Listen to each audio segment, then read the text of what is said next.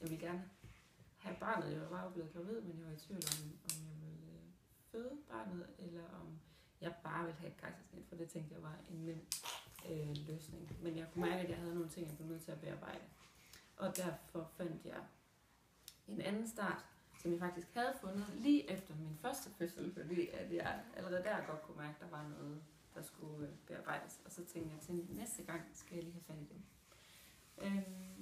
Og så havde vi en samtale, hvor vi snakkede fødslen igennem, og Astrid prøvede at forklare mig, at det ikke var mig, der ikke kunne føde.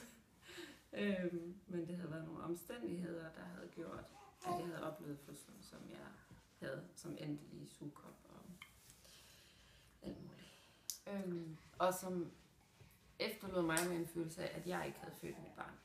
Og derfor var jeg i tvivl, om jeg overhovedet kunne føde. Jeg havde en idé om, at det kan jeg nok ikke. Min krop kan ikke føde et barn. Og det fik vi snakket igennem, og jeg fik måske nogle lidt andre forestillinger om min evne til at føde. De begyndte lige så stille at spire der. Og så meldte jeg mig til fødselsforberedelse ved en anden start, hvor at modsat det fødselsforberedelse, jeg havde til første fødsel, som var det kommunale tilbud, så gik Astrid mere ind i, hvad sker der egentlig i kroppen, og hvad sker der i hjernen, og hvad er det for nogle ting, der bliver sat i gang, og hvordan kan man hjælpe det på vej med oxytocin og gode stoffer i kroppen. Og så lige pludselig gav det bare mening, at jeg kunne selv gøre noget, for at jeg fik en god fødsel. Hvis jeg lavede nogle omgivelser og en stemning, og tænkte på min fødsel på en anden måde, altså havde jeg lige pludselig en overbevisning om, så kan jeg selv bestemme, hvordan den ender med at blive. Jeg selvfølgelig var meget overbevist. Utroligt nok. Jeg havde slet ikke troet, at jeg skulle komme dertil. Og så blev det også lige pludselig klart, at hvis jeg skulle have den fødsel, jeg gerne ville have, så blev den nødt til at være i en helt anden setting end den første, som foregik på hospitalet. Så vi endte med at gøre det derhjemme, i et badekar, helt stille og roligt. At vi fik så rolig en start med den her fødsel, gjorde også, at jeg har haft det helt anderledes efterfølgende, end jeg havde det min første fødsel, hvor at amningen ikke duede, og jeg også fik en efterfødselsreaktion. Han har sådan tog et års tid at komme over, faktisk.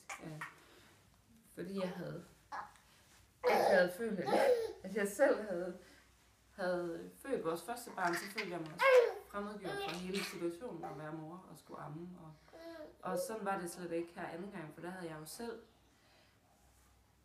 været i kontrol på en måde, så meget som man nu kan kontrollere en fødsel. Men jeg havde i hvert fald selv forsøgt at påvirke, hvordan min oplevelse af det skulle være. Så derfor har jeg også ammet den her gang, og det havde jeg heller ikke. Det havde jeg også tænkt, at jeg skal ikke amme, fordi det kan jeg ikke lide, og det kan jeg sikkert ikke finde ud af. Og det er også bare gået så fint. Mit forløb i det her er egentlig gået fra, at jeg tænkte, at hvis vi skal have et barn mere, så bliver det nødt til at være ved kejsersnit, for jeg skal ikke føde. Til at jeg fuldstændig, altså lige pludselig gik der et lys op for mig, hvor jeg forstod, hvad er det, der sker videnskabeligt inde i kroppen faktisk. Altså det var det, der talte til mig, tror jeg. At jeg forstod, når man oxytocin og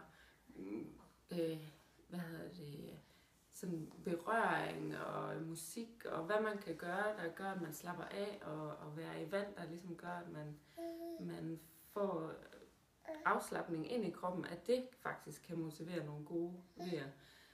Så tænkte jeg, jamen så virker det da oplagt at skulle føde lige pludselig, og føde derhjemme, og jeg var helt tryg ved det. Alle andre, jeg snakkede med om det, var meget bekymret på min vegne. Jeg tænkte, når hun har haft så træls en fødsel første gang, så hvordan tør hun så at føde hjemme? Og jeg sagde til dem, jamen, det er det eneste, jeg tør.